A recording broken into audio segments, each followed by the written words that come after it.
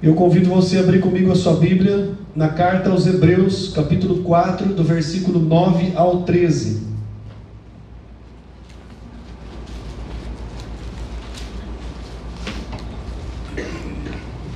Hebreus, capítulo 4, do 9 ao 13.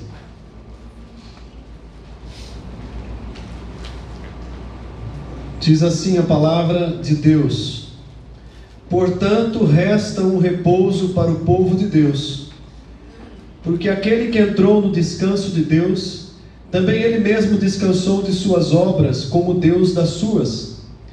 Esforcemo-nos, pois, por entrar naquele descanso, a fim de que ninguém caia, segundo o mesmo exemplo de desobediência. Porque a palavra de Deus é viva e eficaz, e mais cortante do que qualquer espada de dois gumes, e penetra até o ponto de dividir alma e espírito, juntas e medulas, e é apta para discernir os pensamentos e propósitos do coração. E não há criatura que não seja manifesta na sua presença. Pelo contrário, todas as coisas estão descobertas e patente aos olhos daquele a quem temos que prestar contas. Amém? Não se sabe ao certo quem foi o autor da carta aos Hebreus, ou autores, Sabe-se que ela foi escrita antes do ano 70, provavelmente, talvez Paulo, Silas, Ela não tem definido um autor, mas ela é uma carta inspirada por Deus, aceita e que foi incluída no cânon da igreja.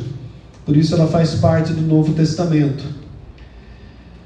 Nesse texto que nós lemos, ele fala sobre um lugar de descanso. O que seria esse lugar de descanso? Mais precisamente, entrar no descanso de Deus. Quem entrará no descanso do Senhor?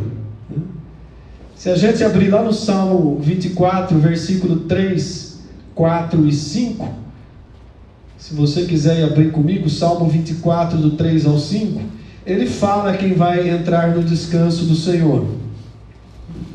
Ele diz assim: quem subirá ao monte do Senhor? Quem há de permanecer no seu santo lugar? O que é limpo de mãos e puro de coração, que não entrega a sua alma à falsidade, nem jura dolosamente. Este obterá do Senhor a bênção e a justiça do Deus da sua salvação.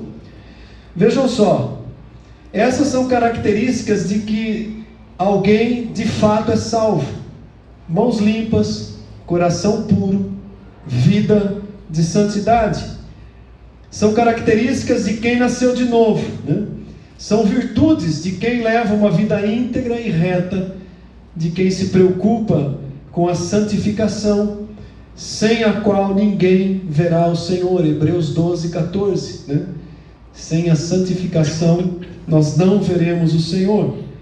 Mas esse texto que nós lemos, no versículo de número 9, ele diz que resta um repouso para o povo de Deus. E esse repouso, esse descanso não é para todos, é para o povo de Deus. E se a gente pegar o texto mais completo do capítulo 3 e o capítulo 4 inteiro de Hebreus, nós vamos ver que ele faz uma comparação, uma analogia ao povo hebreu que havia saído do Egito, conduzido pelo deserto e estava adentrando em Canaã. Moisés já era morto e Josué tem a responsabilidade de entrar com esse povo em Canaã. Canaã era a terra prometida, e nem todos entraram em Canaã. Muitos ficaram prostrados pelo deserto durante os anos de caminhada, porque foram infiéis e desobedientes a Deus. E dentro desse contexto, o escritor de Hebreus, ele fala sobre esse descanso que representava a terra prometida. Mas, amados, a terra prometida era um lugar de descanso.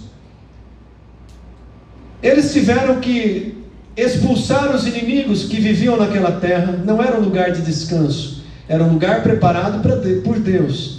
Mas eles tinham que conquistar aquele terreno, aquele local. A terra foi dividida entre heranças, as 12 tribos, e cada tribo deveria expulsar os moradores, os cananeus, pagãos, idólatras que habitavam aquela terra e tomar posse da terra.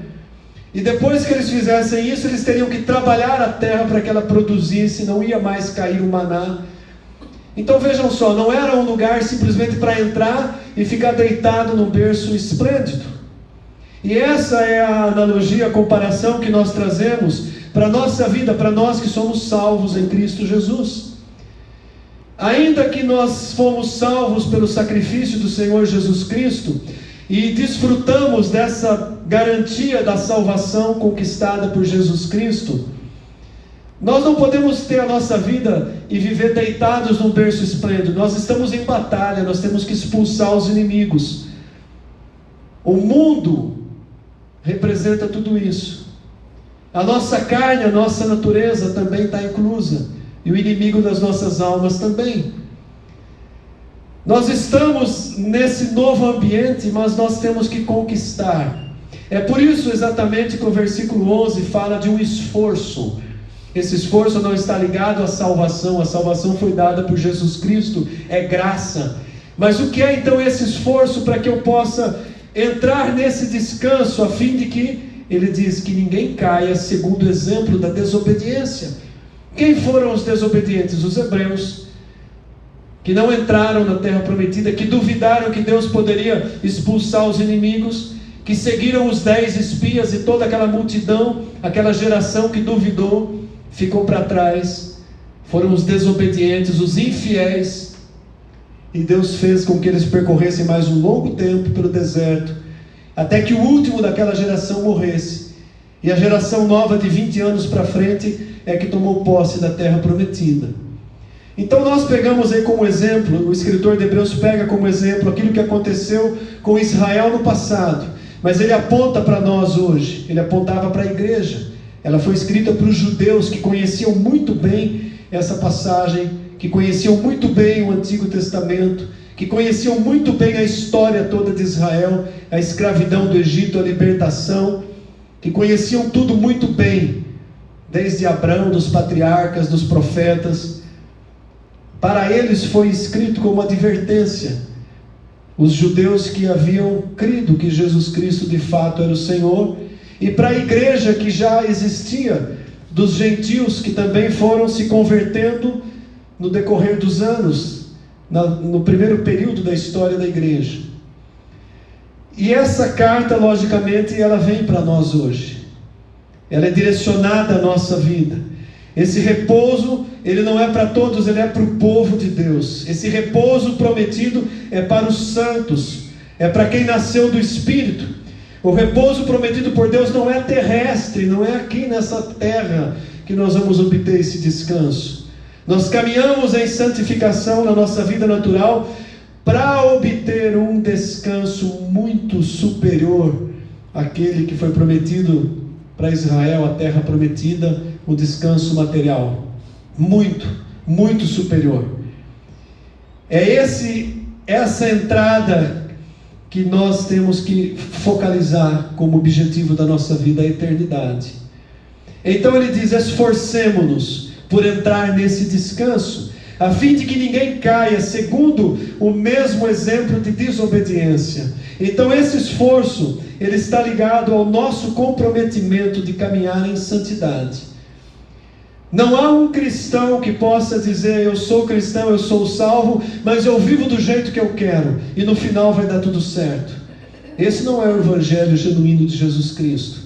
O evangelho genuíno de Jesus Cristo, ele aponta para aqueles que nasceram de novo, mas que tinham que lutar constantemente contra o mundo, contra a carne e contra o diabo.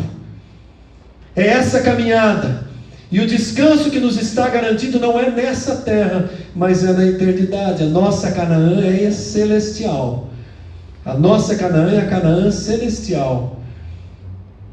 E para que a gente caminhe, em santificação, nós temos que nos submeter em obediência à palavra de Deus.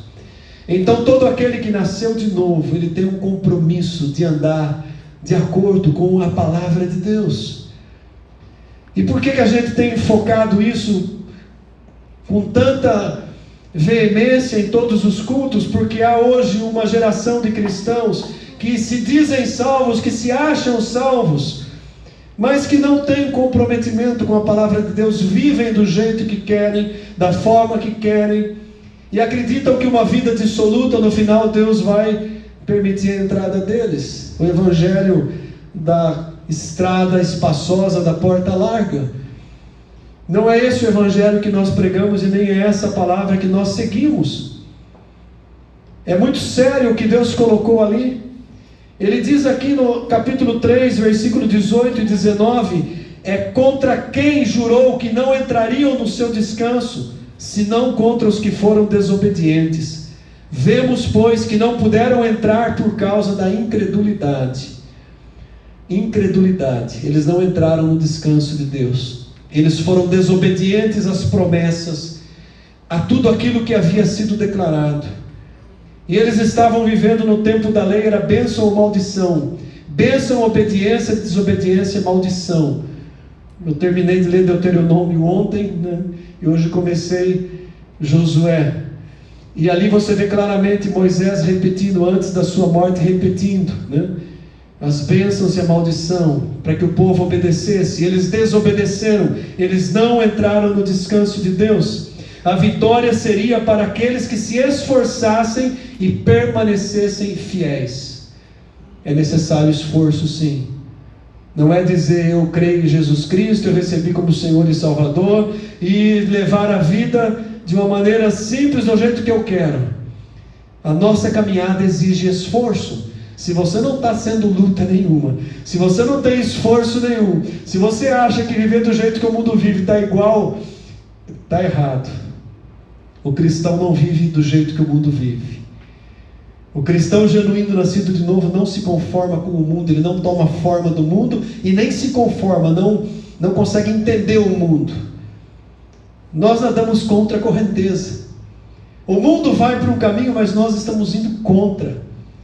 O natural é que nós cristãos sejamos excluídos da sociedade, vistos com preconceito, porque nós somos um povo diferente. Se nós formos um povo igual ao mundo, nós não estamos sendo sal e luz para o mundo, não estamos sendo cristãos genuínos, nós não estamos sendo fiéis. Eles se mantiveram fiéis, os hebreus? Sim e não. Alguns se mantiveram fiéis e entraram na herança e receberam a herança. Os que não se mantiveram foram vencidos pelos inimigos. Eles não desfrutaram do descanso. E mesmo aqueles que entraram na herança, eles não tiveram o devido cuidado de expulsar os inimigos. Por isso que Israel depois cai na mão de vários inimigos, de vários povos, de várias nações. Entra o período de juízes. Se você vai ver ali que começa uma relação, um relatório, e a tribo de Ruben entrou na sua terra, tal, e não expulsou os inimigos, expulsou parcialmente, e conviveram com eles todos os anos. Esse conviver com o inimigo é o que levou eles à derrota. Se nós convivermos com os nossos inimigos, nós seremos levados à derrota. Se nós convivermos e aceitarmos os costumes do mundo na nossa vida, se a igreja se mundanizar, a igreja com letra minúscula está derrotada. O mundo não pode entrar dentro da igreja, a igreja tem que invadir e conquistar o mundo. É isso que nós somos chamados, amados. É isso também que eu entendo em Filipenses 2,12, quando o apóstolo Paulo fala sobre desenvolver a salvação com temor e tremor. Se a salvação já me foi dada pela graça, por que eu tenho que desenvolver a salvação? Ele diz assim pois amados, né, Filipenses 2,12, assim pois amados meus, como sempre obedecestes, olha a palavra obediência, não só na minha presença, porém muito mais agora na minha ausência. Paulo estava elogiando os filipenses, era uma igreja obediente, que obedecia a palavra, obedecia o evangelho. Desenvolvei a vossa salvação com temor e tremor. Esse desenvolvimento da nossa salvação está diretamente ligada com esse esforçai-vos por entrar no descanso de Deus. Vocês estão entendendo, né? Tem que ficar muito claro, a salvação nos foi dada gratuitamente, mas se de fato eu fui salvo, se de fato eu nasci de novo, se eu sou verdadeiramente convertido, eu vou caminhar me esforçando nesse processo de santificação. Eu não vou cruzar os meus braços e viver do jeito que o mundo quer que eu viva. Eu vou viver do jeito que a palavra de Deus diz que é para mim viver. E isso exige esforço da minha parte. Isso exige esforço da nossa parte. Porque a santificação é uma luta. Mortificar a carne é uma guerra. Se afastar do que o mundo oferece, das tentações do mundo, é uma guerra. E ainda por cima tem um inimigo espiritual que nos assedia, que coloca armadilhas, que coloca pedras de tropeço no nosso caminho. Então é uma batalha, é uma guerra, é uma luta que nós estamos, e nós precisamos de todas as armas, a armadura espiritual completa, para que a gente prevaleça. Senão não precisava de esforço. Senão esse texto de Hebreus usaria outra palavra, né? Paulo fala de desenvolver a salvação. Os israelitas que se mantiveram obedientes às ordens de Deus entraram no repouso. Os que foram infiéis fracassaram, misturaram-se com os povos pagãos, entraram a viver como o mundo da época vivia, cometeram idolatrias e se contaminaram. Se contaminaram. Hebreus 4:1 diz assim: temamos, portanto, que sendo-nos deixada a promessa de entrar no descanso de Deus, suceda parecer que alguns de vós tenham falhado. Eles tinham a promessa para entrar no descanso de Deus, mas eles falharam porque não foi acompanhada da fé. Para entrar nesse processo de santificação, você tem que ter fé na palavra de Deus e se submeter a ela. Eles falharam, e aí você vê no versículo 2: porque também a nós foram anunciados as boas novas, o Evangelho, as boas novas nos foram anunciadas, como se deu também com eles, mas a palavra que ouviram não lhes aproveitou. Por que não aproveitou as palavras que eles ouviram lá no passado de Moisés? Porque não foi exercida obediência à palavra. Então que não suceda, que não venha acontecer com nenhum de nós, que tendo a promessa, ouvindo a palavra, desculpe,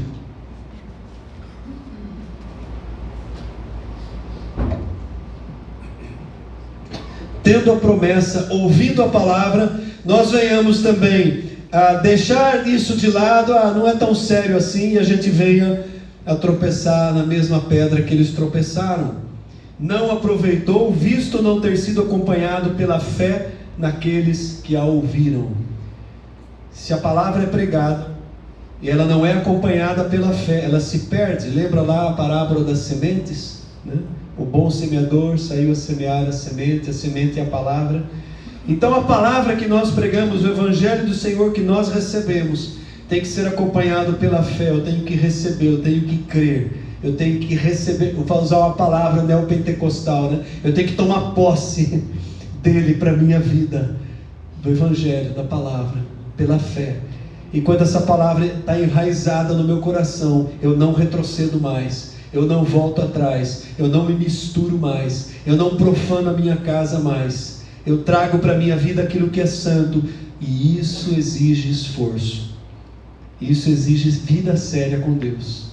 Não é empurrar com a barriga, é esforço, é zelo, é disciplina, é cuidado, porque o nosso Deus é fogo consumidor.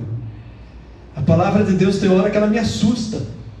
E às vezes a gente começa a se aprofundar em um texto, em um versículo, causa um temor muito grande, amados, porque a gente vê o quão distante que nós estamos de uma obediência verdadeira, genuína a essa palavra. E a gente tem que dobrar o joelho e pedir perdão a Deus, e pedir ao Espírito Santo: me ajude, me capacite a cumprir essa palavra.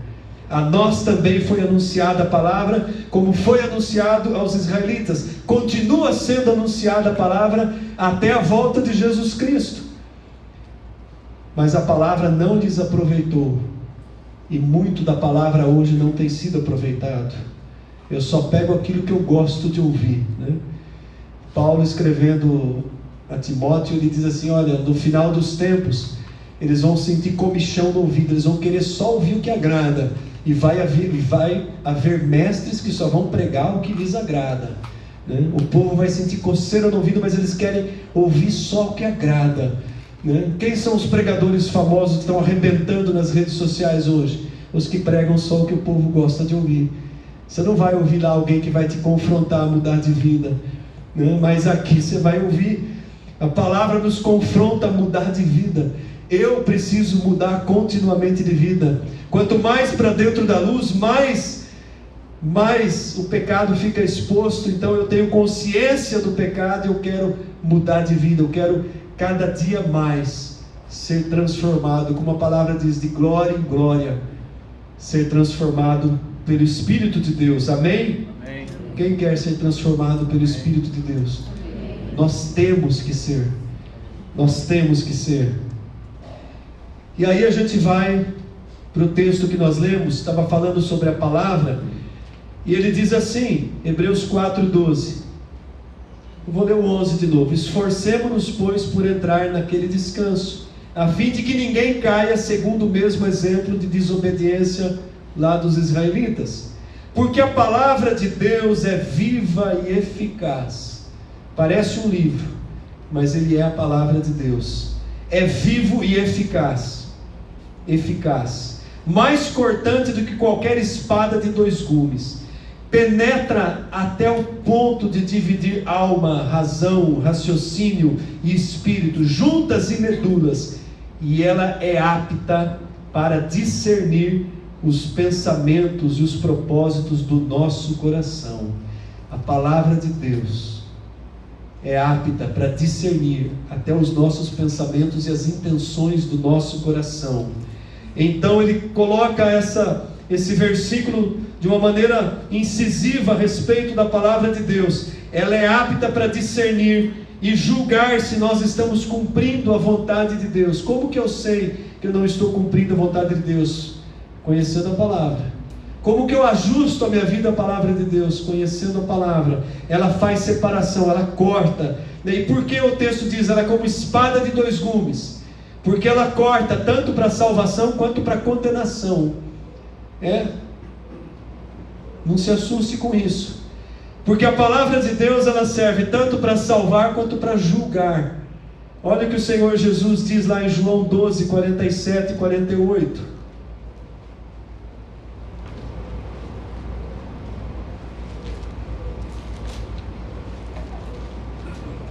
Se alguém ouvir as minhas palavras e não as guardar, eu não o julgo, porque eu não vim para julgar o mundo, e sim para salvá-lo. Jesus Cristo estava dizendo isso. Quem me rejeita e não recebe as minhas palavras, tem quem o julgue, a própria palavra que tenho proferido. Essa o julgará no último dia. Ele é o Logos, ele é a própria palavra. Então a palavra que ele liberou, a palavra que ele nos deixou, ela também julga. Se eu rejeitar a palavra, eu serei condenado pela palavra. Eu ouvi, eu tomei conhecimento da palavra, mas eu disse que essa palavra aí foi escrita por homens. Que isso aí é coisa do passado. Essas leis aí, esses costumes não servem para nós. Nós temos que, como que é a palavra? Reajustar, não era uma coisa parecida, né? Atualizar a palavra de Deus, né? Eu estou rejeitando a palavra de Deus toda vez que eu me coloco contra ela. Quando eu acho que ela está ultrapassada, quando eu pego uma lei, um mandamento, um ensinamento que revelou a vontade de Deus lá no Antigo Testamento, revelou a vontade de Deus, e tudo aquilo que está no Antigo Testamento, toda aquela lei, ela se resumiu em 2 leis. Se a gente cumprir as 2 leis, a gente cumpre tudo aquilo. Mas se eu rejeitar a palavra me julgará. A palavra me julgará. Então ela serve para salvação quando nós recebemos pela fé a palavra. E ela serve para juízo quando ela é rejeitada. Por isso ela é uma espada, ela é como uma espada de 2 gumes. Entrar no descanso exige esforço e obediência. Os que são salvos por Jesus Cristo, os regenerados, os que nasceram de novo, que cumprem esse chamado, se esforçam por conhecer e praticar a palavra de Deus. Se eu não me esforço por conhecer a palavra de Deus, eu preciso começar a me esforçar, a separar tempo, a dedicar um tempo de leitura, de reflexão, de trazê-la para a minha vida. Mas hoje se dedica muito mais tempo a Facebook, a Instagram e a outras coisas, redes sociais e muitas coisas mais. A gente acha tempo para aquilo que é prioridade da nossa vida. O que não é prioridade, a gente deixa se der tempo, né? Se der tempo, eu faço uma devocional. Se der tempo, eu não estiver cansado, no final do dia eu tiro 5 minutos de oração. Se der tempo, eu tiver com vontade, eu vou na reunião de oração. Se der tempo, eu tiver legal, eu vou no culto. Isso é alugar, né? Isso é menosprezar a palavra de Deus, né? Mas nós temos ela em mãos, e há povos que choram porque não têm a palavra de Deus em mãos. Então a palavra nos julgará. A palavra, ela manda que nós nos esforcemos por desfrutar desse descanso de Deus. Eu vou citar aqui 4 versículos que usa a mesma palavra, esforçar-se, o mesmo original grego nesses 4 versículos, para que a gente veja que não é só no livro de Hebreus. Mas isso só está em Hebreus, pode ser uma tradução que não ficou muito boa. Não é isso. Efésios 4, versículo 3, o apóstolo Paulo, ele diz assim: esforçando-vos diligentemente por preservar a unidade do Espírito no vínculo da paz. Esforçando-vos diligentemente, a mesma palavra que está nesse texto de Hebreus 4:11. Exige esforço para viver num vínculo de paz, né? Exige esforço para a gente não entrar em contendas, para a gente continuar na unidade do Espírito no vínculo da paz. A igreja é assim, né? A gente tem que se esforçar, porque todos nós temos limitações, defeitos, dificuldade. Um é chato, outro é menos chato, outro é mais chato, mas todo mundo é chato. Tem que se esforçar para conviver junto. Tem que se esforçar para conviver junto. Você já pensou se minha esposa não tivesse paciência comigo e aguentar as minhas chatices? 37 anos de casado, mais 3 de namoro e noivado. E eu acho que eu sou chato, vocês não me conhecem. Ela conhece. A igreja é assim, nós somos um povo chato que tem que se suportar, se amar, gente. É uma realidade. A pastora Célia, de outra forma, disse isso, né? A necessidade de a gente caminhar junto, né? No domingo passado. 2 Timóteo 2,15, outro texto que nós temos que nos esforçar. 2 Timóteo 2,15. Olha o que ele diz aqui: procura apresentar-te a Deus aprovado como obreiro que não tem do que se envergonhar, que maneja bem a palavra da verdade. Esse procura apresentar-se, ele tem a mesma base da palavra esforçar-se dos textos que nós lemos.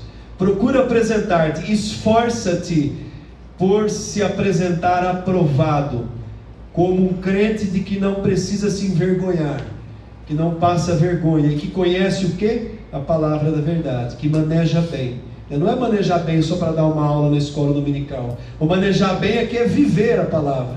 Eu não posso ser um crente aqui e lá fora eu sou outro, né?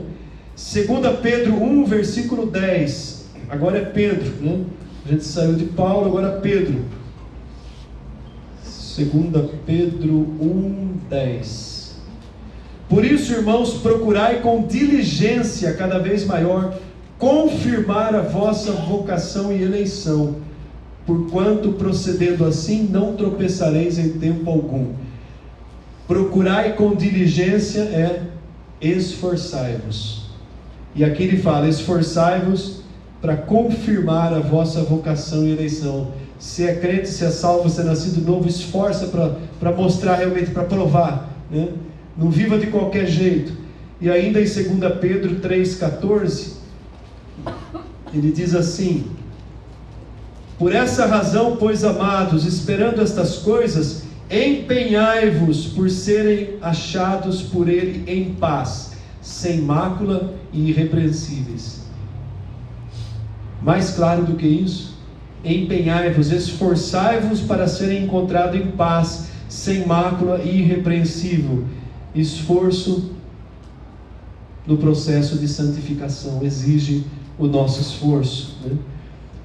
Cristão, crente acomodado no pecado, não nasceu de novo. Você vê um crente acomodado no pecado, achando que está tudo bem, ele é convencido, ele não é convertido. Porque não tem como um crente se acomodar no pecado. Um cristão não se acomoda no pecado. Outra passagem que fala sobre esforço, o próprio Jesus em Mateus 11, versículo 12. A gente já está concluindo. Mateus 11, versículo 12. Olha o que Jesus diz: desde os dias de João Batista até agora, o reino dos céus é tomado por esforço, e os que se esforçam se apoderam dele. Era o esforço, a luta para sair da carne e viver do Espírito.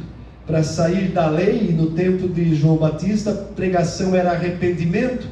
Arrependei-vos, né, raça de víboras, o machado está posto à raiz da árvore. E exigia o quê? Um esforço, porque eles vinham vivendo de um jeito.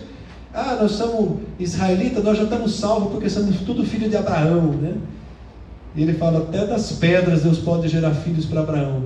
Eles viviam num contexto de um ensinamento errado, e eles tinham que mudar, e para mudar, a gente falou isso hoje pela manhã, né? Uma doutrina errada que vem durante muito tempo, para mudar ela, exige muito esforço. Para deixar os costumes de uma doutrina errada, né? Eu me lembro dos dogmas, né, da doutrina da igreja em qual eu nasci e fui criado, e quando eu comecei a ler e conhecer, a viver a palavra, quanta coisa eu tive que deixar para trás, porque aquilo não podia mais. Exigiu esforço para deixar usos e costumes, esforço para viver a palavra que é a verdade. E eles também tiveram que se esforçar para sair da lei e entrar na graça. É uma luta, uma batalha, e é um exemplo para nós, esse esforço, essa luta que nós estamos. Por que com esforço? Porque abandonar a velha natureza exige esforço. É violenta a nossa guerra contra a nossa carne, e a prova de que nós andamos no Espírito e não satisfazemos os desejos da nossa carne. Esse esforço prova que nós estamos andando no Espírito. Gálatas capítulo 5, versículo 16 e versículo 25.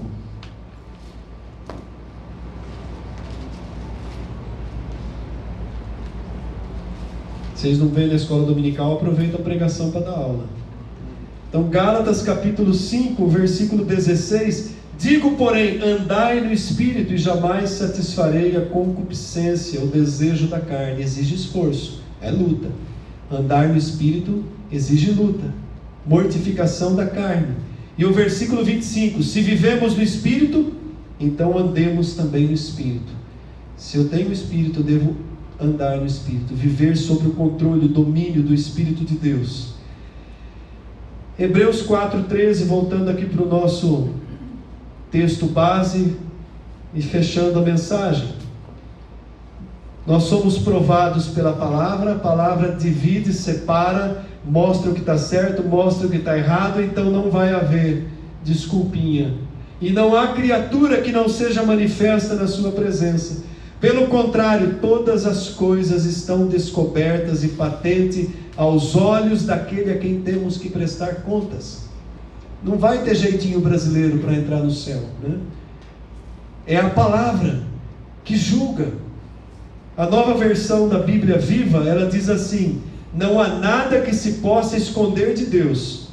Cada coisa ao nosso respeito está descoberta e escancarada aos olhos penetrantes do nosso Deus. Nada pode se esconder dele, a quem devemos prestar conta de tudo o que fazemos. Já pensou? A palavra de Deus diz que nós vamos prestar conta de todas as palavras que saem da nossa boca. Misericórdia!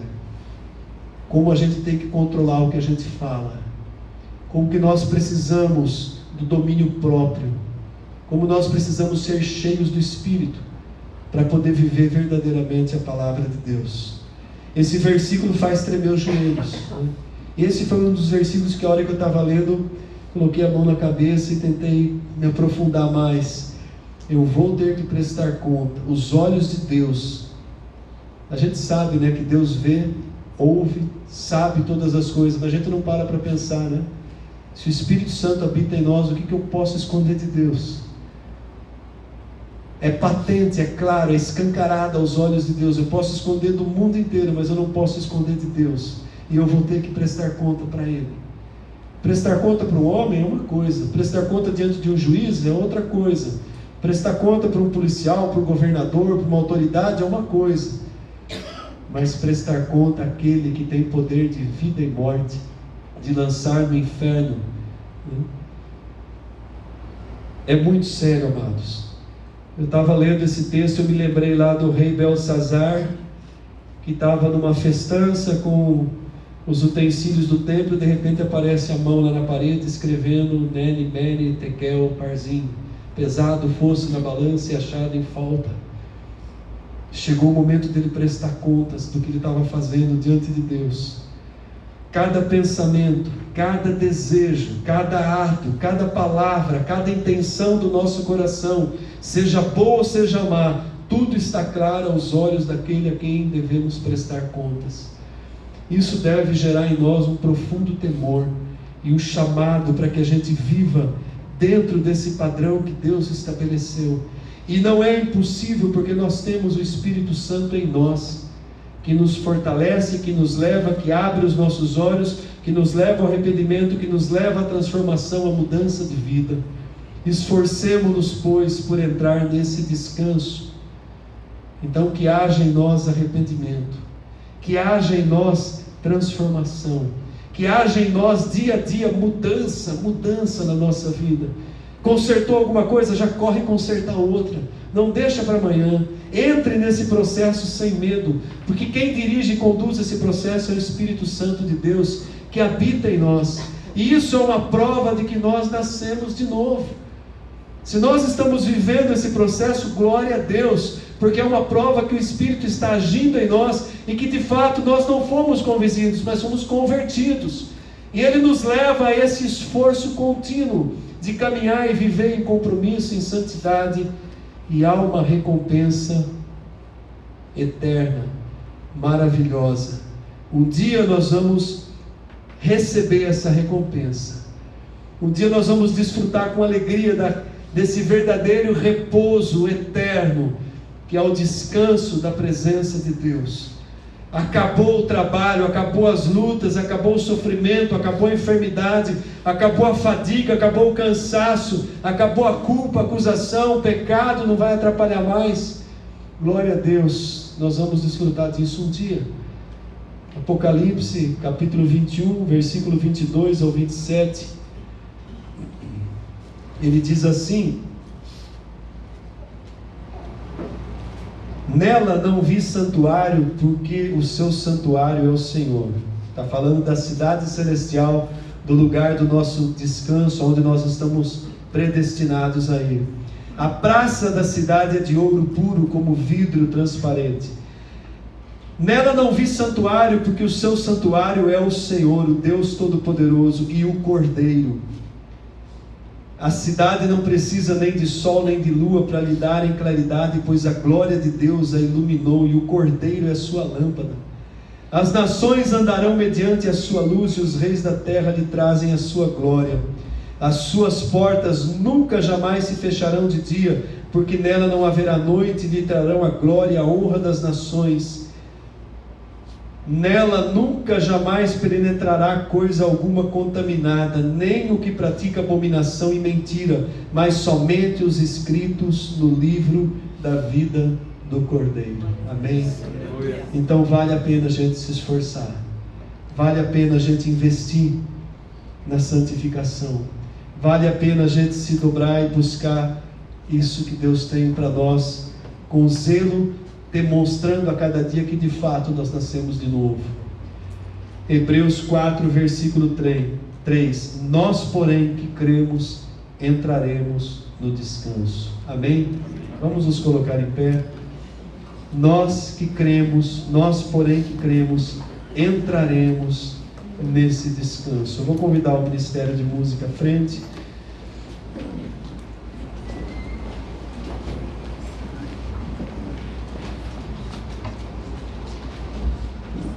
Feche os seus olhos, curva a sua cabeça.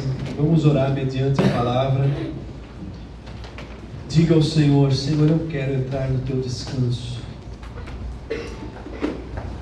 Senhor nosso Deus e Pai, eu te agradeço pela tua palavra, te agradeço porque o Senhor tem plantado ela na nossa vida, porque ela tem entrado em nosso coração como uma espada de dois gumes, separando o santo do profano, nos dando discernimento, entendimento, nos consolando, nos fortalecendo. Ela fala do juízo, mas ela fala também do teu amor. Ela fala da justiça, mas ela fala da graça, do sacrifício. Tu és, ó Deus, aquele que nos fortalece a caminhar essa jornada, a enfrentar as batalhas, a nos dar as vitórias. O Senhor nos revela o seu descanso, e o nosso coração anseia por entrar nesse descanso. E a tua palavra nos assegura que um dia nós entraremos nesse descanso, porque essa boa obra que o Senhor começou em nós, o Senhor há de completá-la. Que todos os salvos possam dizer glória a Deus. Nós recebemos, Senhor, pela fé a tua palavra. Nós cremos na tua palavra. Molda o nosso coração. Nos disciplina quando for necessário, mas que nós sejamos obedientes à tua palavra. A tua palavra é vida. A tua palavra é alimento que nos sustenta. A tua palavra é alegria. Bendito e exaltado é o Senhor que nos deu a tua palavra. A tua palavra é a verdade que nos liberta. Dá-nos a cada dia mais conhecermos da tua palavra, Pai. Dá-nos conhecer o Logos, o Cristo, que é a palavra viva. Abre o nosso coração para vivê-lo, para amá-lo, para adorá-lo. Tu és, ó Senhor, a palavra e a vida. Bendito é o Senhor que abriu o nosso coração um dia para a tua palavra, e nós cremos e recebemos pela fé. Louvado e exaltado tu és, Senhor Jesus.